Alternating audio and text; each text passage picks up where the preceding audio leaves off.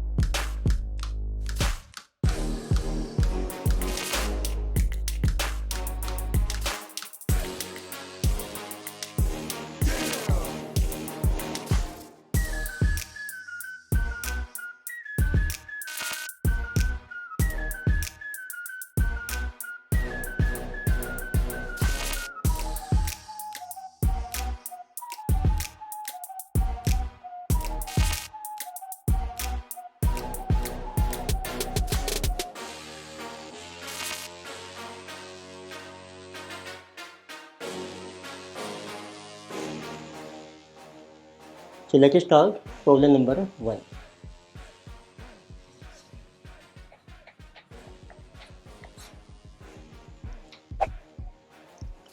In problem 1, so data given is selected financial figures for Malhotra paper marking company for 3 years are given below.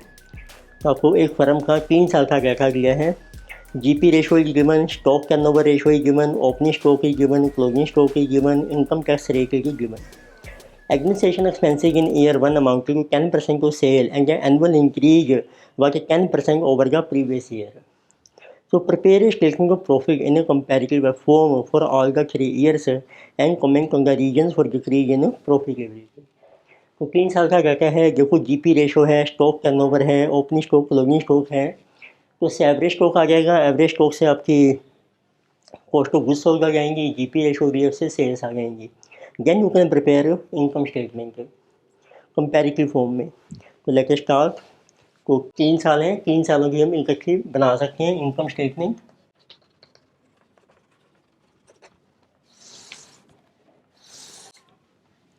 So years are given 1, 2 and 3।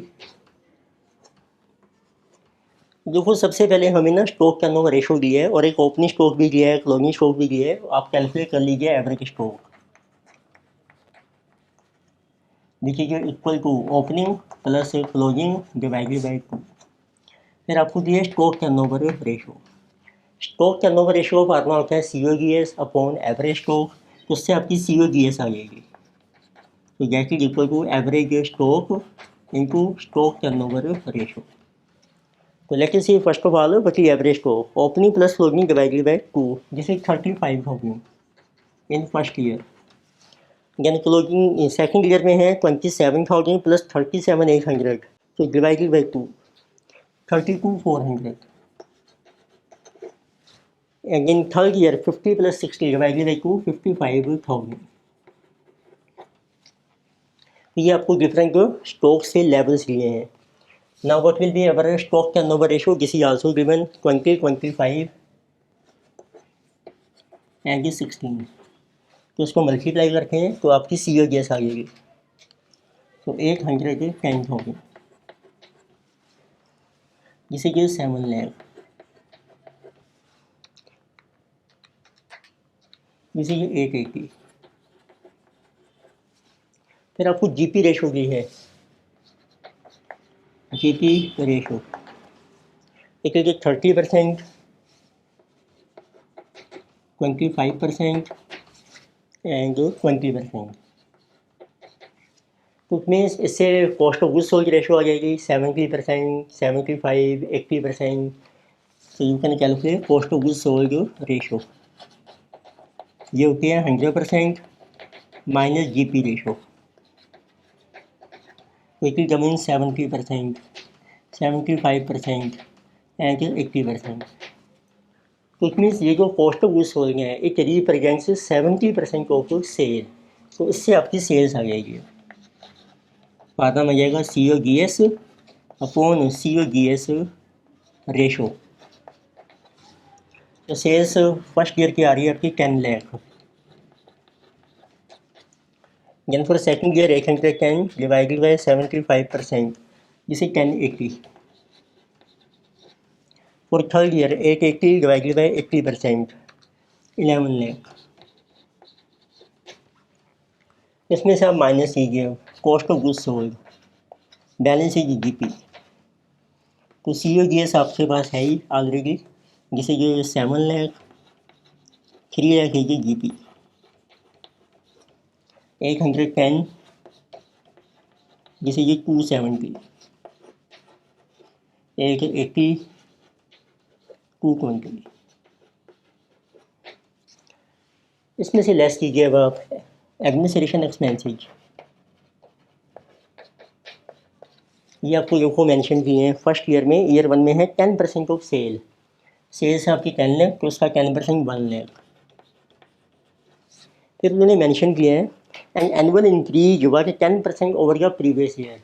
अब इसमें 10% increase हो जाएगा next year में, इसमें फिर 10% increase हो जाएगा।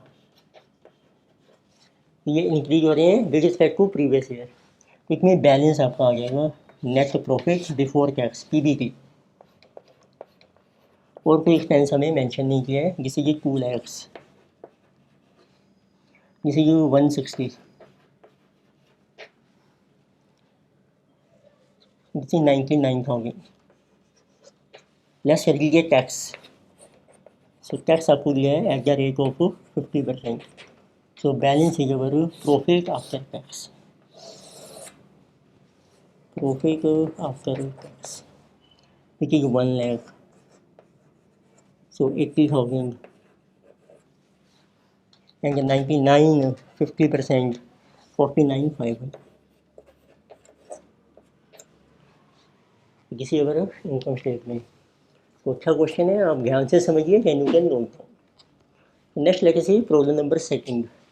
So in this question data given is, so draw a projected income statement for the months of July, August and September for a company from the following information। इसमें भी आपको income statement prepare करनी है 3 months की, जुलाई अगस्त सितंबर। Sales आपको दिए हैं projected 225, 214, 215,000 for July August and सितंबर।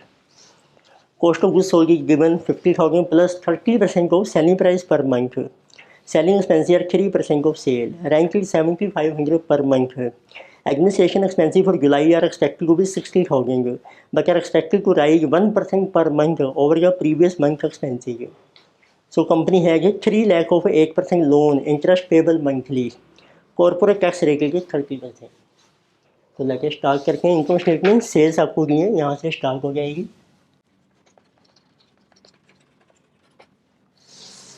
जिसे for the months of July August and September. Right months हैं आपके जुलाई August and September.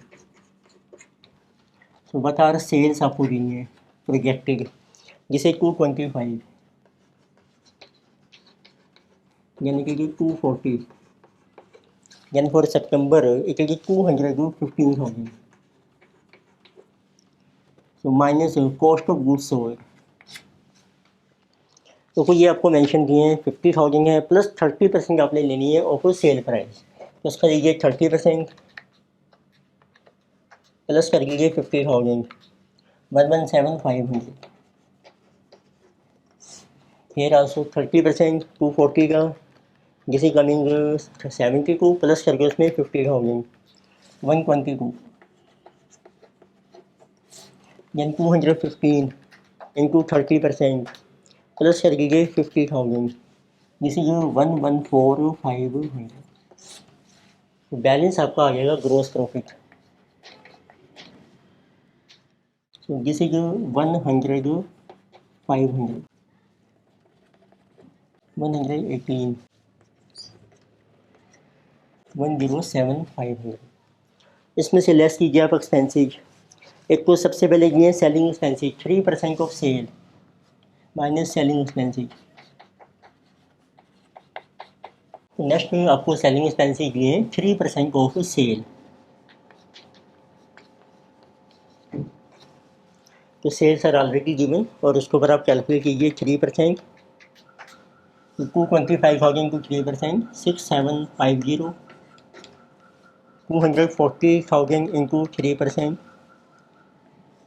7200, 215,000 into 3%, 6450।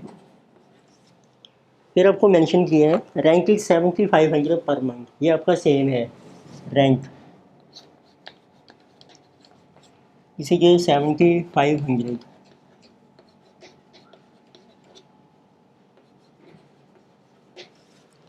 and administration expenses for July are 60,000 and these are expected to rise 1% per month over the previous month।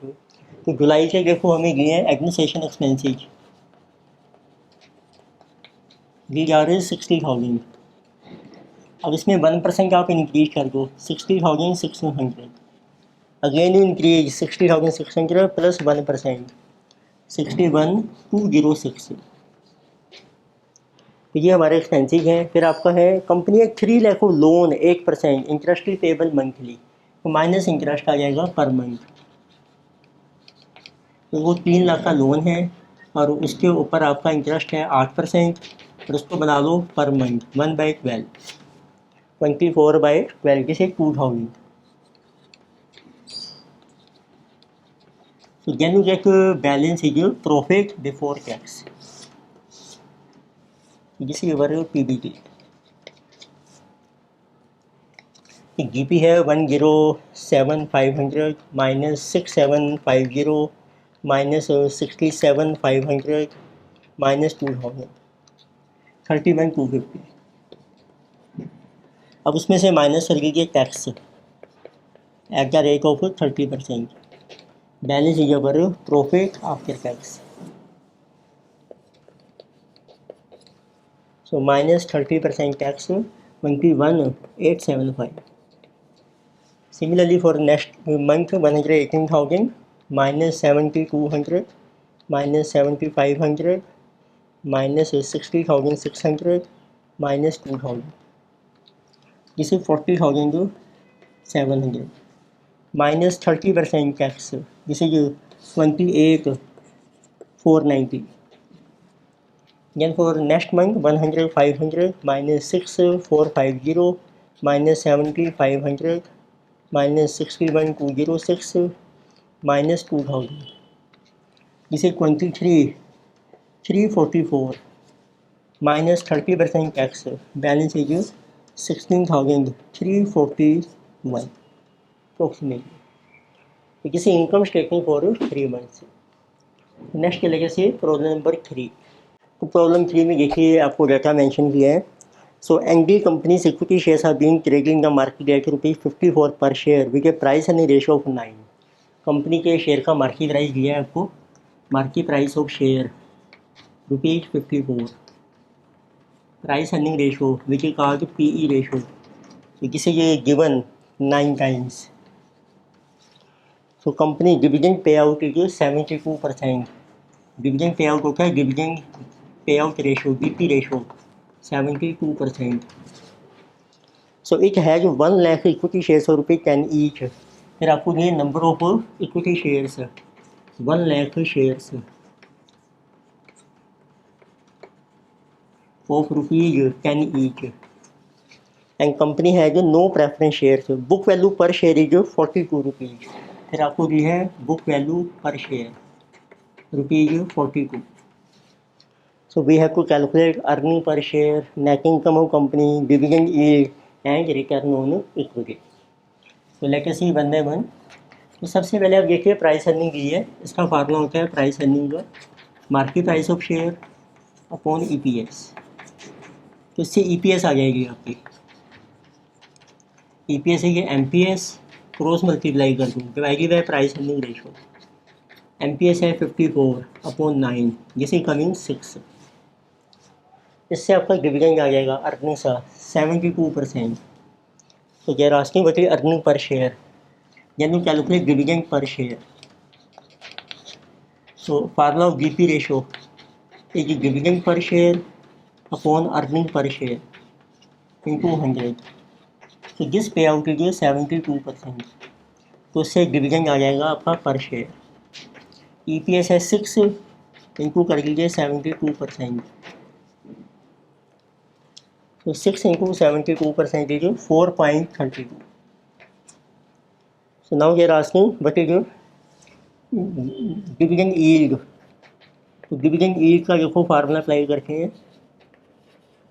Dividend yield होती है dividend per share upon market price of share into 100। तो dividend है आपका 4.32, MPS आपको दे रखा है 54 into 100, जिस is dividend yield 8%। So then they are asking what is net income of company. तो अर्निंग पर शेयर का फार्मूला अप्लाई करते हैं। तो EPS का इनको फार्मूला होता है what is net profit means net income divided by number of equity shares, तो इससे आपका नेट प्रॉफिट आ जाएगा means net income. EPS into 6 rupees into number of equity share है आपके 1 लाख, इट मीन्स टोटल आपकी इनकम है ₹6 लाख की। फिर आपको कैलकुलेट करनी है return on equity. Return on equity का फार्मूला होता है what is net income, net profit कितने है इक्विटी के लिए डिवाइडेड बाय इक्विटी कितनी है टोटल इक्विटी इंटू 100। तो इक्विटी एक आपको जो है बुक वैल्यू पर शेयर, तो उसका फार्मूला क्या होता है बुक वैल्यू पर शेयर होती है इक्विटी फंड्स कितने हैं उसको हम डिवाइड कर देते हैं नंबर ऑफ इक्विटी शेयर से, उससे आपकी इक्विटी आ जाएगी टोटल। तो therefore equity is book value है आपकी 42 into number of shares 1 lakh, तो 42 लाख है ये इक्विटी। आपकी ROE आ जाएगी। नेट प्रॉफिट है 6 लाख और इक्विटी है 42 into 100, this is ROE। So 6 lakh upon 42 into 100 14.29%। तो एक और फार्मूला जो होता है ROE का, देखिए आप नेट प्रॉफिट को डिवाइड करें नंबर ऑफ शेयर से, इक्विटी को डिवाइड करें नंबर ऑफ शेयर से, ये बन जाएगा EPS upon book value per share into 100। अब दोनों पर शेयर ले लो, EPS है आपका 6, बुक वैल्यू है 42, आंसर उससे भी आपका सेम है। तो इसे 600 upon 42 14.29%। It is a good question, अब ध्यान से समझिए when you can note down. उस लेक्चर में हमने कुछ एग्जामिनेशन प्रॉब्लम डिस्कस की हैं रेशियो एनालिसिस से, फर्दर प्रॉब्लम्स हम कंटिन्यू करेंगे नेक्स्ट लेक्चर में। Thank you.